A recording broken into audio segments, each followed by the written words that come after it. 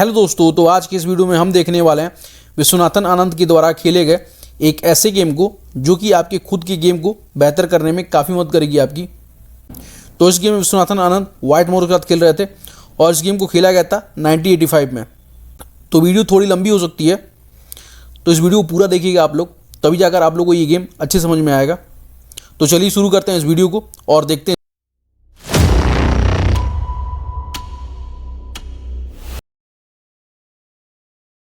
तो इस गेम की शुरुआत होती है E4 से।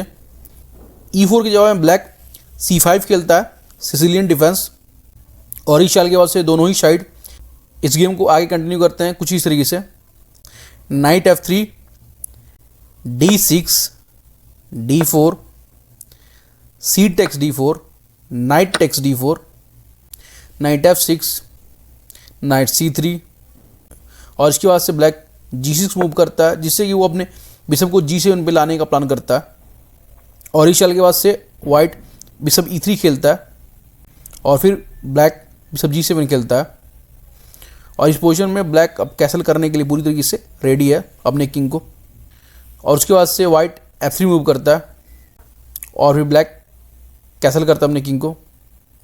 और फिर यहाँ पे वाइट क्वीन D2 मूव करता है। इसके बाद से ब्लैक अपने दूसरे नाइट को गेम में लाता है, नाइट C6, और फिर इस पोजीशन में वाइट G4 खेलता है और यहाँ ब्लैक बिशप E6 खेलता है। और इस चाल के बाद से वाइट क्वीन साइड अपने किंग को कैसल करता है। इसके बाद से ब्लैक नाइट E5 खेलता है और यहाँ पे वाइट H4 खेलता है, जिससे कि वो ब्लैक के किंग साइड पे अटैक कर सके। तो इसके बाद से ब्लैक अपने बिशप को C4 पे लाता है, जिससे वो अपने बिशप को वाइट के बिशप के साथ एक्सचेंज कर सके और फिर वो अपने नाइट को C4 पे ला सके। तो यहाँ पे वाइट अपने बिशप को इस पोजीशन में एक्सचेंज नहीं करता, वो अपने बिशप को S3 पे लेके जाता है। और फिर ब्लैक इस मूव के बाद अपने बिशप को A6 खेलता है, बिशप A6, और फिर यहाँ पे वाइट B3 मूव खेलता है, जिससे कि ब्लैक अपने नाइट को C4 पे ना ला सके, क्योंकि इस पोजीशन में ब्लैक का जो नाइट है वाइट की क्वीन और बिशप पे अटैक करेगा। और उसके बाद ब्लैक अपने क्वीन को B6 खेल सकता है और उसके बाद से वो B2 पे चेकमेट का थ्रेड भी बना सकता है। तो इसलिए वाइट यहाँ पे B3 मूव करता है, जिससे कि ब्लैक अपने नाइट को C4 ना खेल सके। तो यहाँ ब्लैक क्वीन A5 खेलता है, जिससे कि वो इस नाइट पर अटैक कर रहा है अपने क्वीन से, और आगे चल के वो अपने रुक को C8 खेल के इस नाइट पे दबाव बना सकता है।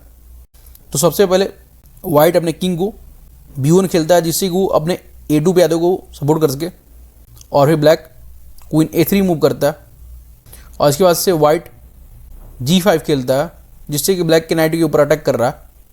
तो यहाँ पे ब्लैक अपने नाइट को नाइट H5 खेलता है और फिर वाइट F4 खेलता है और ब्लैक के दूसरे नाइट को मजबूर करता है इस E5 वाले खाने से हटने के लिए। तो यहाँ ब्लैक अपने नाइट को C6 पे वापस लेके जाता है और इसके बाद से वाइट बिशप G4 खेलता है। और यहाँ पे इस चाल को देखते हुए ब्लैक नाइट B4 खेलता है और आगे चल के ब्लैक वाइट की किंग को चेकमेट का थ्रेड दे सकता है अगर ये नाइट इस खाने से हट जाए तो। यहाँ पे वाइट सबसे पहले बिशप टेक्स नाइट H5 खेलता है और फिर black G takes bishop H5 खेलता है और इसके बाद से वाइट एक अटैकिंग मूव खेलता है। तो यहाँ पे वाइट नाइट F5 खेलता है, जिससे कि वो ब्लैक के बिशप पे अटैक कर रहा है G7 पे। लेकिन इस पोजीशन में आप लोगों को दिख रहा हो कि ब्लैक अपने बिशप से इस नाइट को कैप्चर करता है, जो कि C3 पे है। लेकिन इस पोजीशन में अगर ब्लैक अपने बिशप से इस नाइट को कैप्चर करता है, जिससे कि वाइट के A2 पे आधे पे जो सपोर्ट है इस नाइट का वो ख़त्म हो जाए, तो उसके बाद से वाइट क्वीन टेक्स बिशप खेलेगा। और इस पोजीशन में अब ब्लैक क्वीन टेक्स A2 खेलेगा और वाइट किंग के ऊपर चेक पड़ेगा, तो वाइट अपने किंग को यहाँ पे C1 पे मूव कर सकता है। और इस चाल के बाद से ब्लैक की क्वीन के पास कोई भी ऐसी चाल नहीं है जिससे कि वो वाइट किंग के ऊपर अटैक कर सके। और इसके नेक्स्ट मूव में ही ब्लैक के किंग के ऊपर चेकमेट का थ्रेड जा रहा है। और अगर इस पोजीशन में ब्लैक इस चेकमेट के थ्रेड को रोकने की कोशिश करता है, जैसे कि वो इस पोजीशन में F6 जैसी मूव खेलता है, तो उसके बाद से वाइट G टेक्स F6 खेलेगा और इस पोजीशन में ब्लैक चाहे तो अपने रुक से इस F6 वाले पैरे को कैप्चर करता है, लेकिन ब्लैक को इस पोजीशन में अपने रुक से इस F6 वाले पैरे को कैप्चर नहीं करना चाहिए, क्योंकि अगर ब्लैक अपने रुक से इस F6 वाले पैरे को कैप्चर करता है तो उसके बाद से वाइट नाइट टेक्स E7 खेलेगा, और फिर ये जो प्यादा है E7 पे जो कि ब्लैक के रुक को सपोर्ट कर रहा है, उसका सपोर्ट ख़त्म हो जाएगा ब्लैक के रुक के ऊपर से। और इस पोजीशन में अगर ब्लैक G7 खेलता है, इसके आगे मूव गेम कंटिन्यू करता है और अपने रुक को सपोर्ट करने की कोशिश करता है, तो उसके बाद से वाइट रुक G1 चेक देगा ब्लैक की किंग ऊपर, और यहाँ ब्लैक F7 खेल सकता है इसके बाद से। और फिर इसके बाद से वाइट अपने नाइट को फिर से वापस F5 खेलेगा, और फिर इसके बाद से इस पोजीशन में वाइट दोनों ही साइड से ब्लैक की किंग के ऊपर चेक दे सकता है और इस गेम को ख़त्म कर सकता है बहुत ही आसानी से। तो ब्लैक के लिए इस पोजीशन में लड़ना आसान नहीं होगा। तो इन सब चीज़ों को ब्लैक ध्यान में रखते हुए इस नाइट को अभी कैप्चर नहीं करता है। वो इस गेम में सबसे पहले अपने रुक को जो कि F8 पे है उसे E8 खेलता है, जिससे कि वो इस नाइट को फोर्स कर सके यहाँ से हटने के लिए और आगे चल के ये लाइन को ब्लॉक कर सके वाइट के क्वीन के लिए।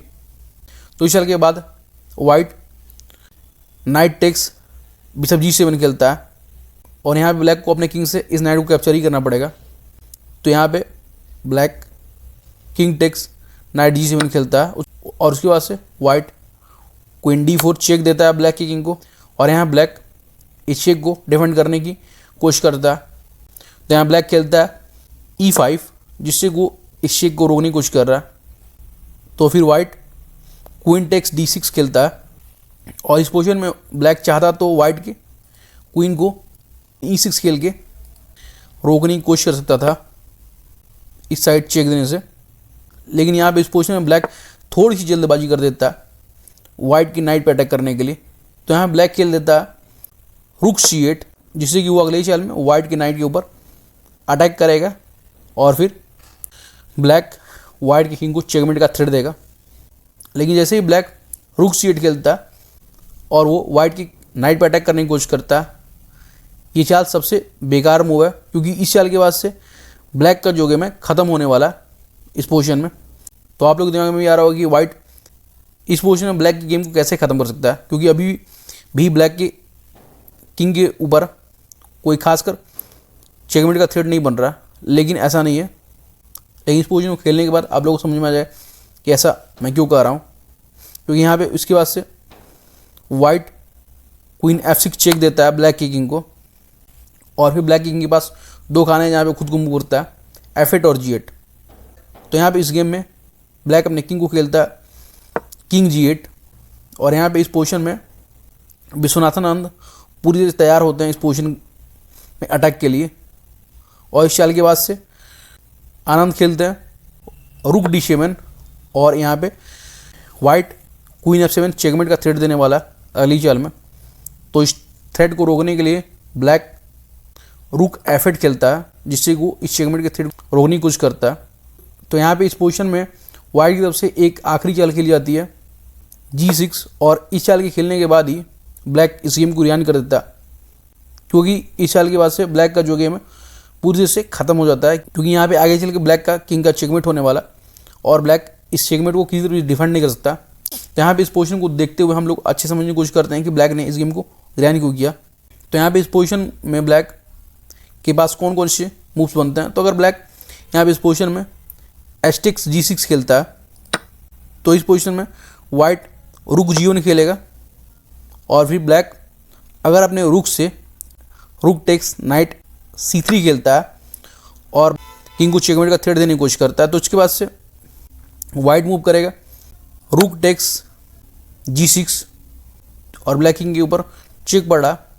तो यहाँ पे ब्लैक के किंग पास दो मूव्स हैं। तो ब्लैक अपने किंग को S7 पे मूव करेगा। तो अगर ब्लैक अपने किंग को S7 में मूव करता है तो उसके बाद से वाइट क्वीन G7 चेकमेट कर देगा ब्लैक किंग का। और अगर यहाँ पे ब्लैक F6 G6 खेलता है तो भी इस पोजीशन में क्वीन G7 चेकमेट ही होगा ब्लैक किंग का। और इस पोजीशन में अगर ब्लैक थोड़ा, और अगर आप लोगों को ये वीडियो पसंद आई तो इस वीडियो को लाइक करिए, हमारे चैनल को सब्सक्राइब करिए, और इस वीडियो को ज़्यादा शेयर करिए। धन्यवाद दोस्तों।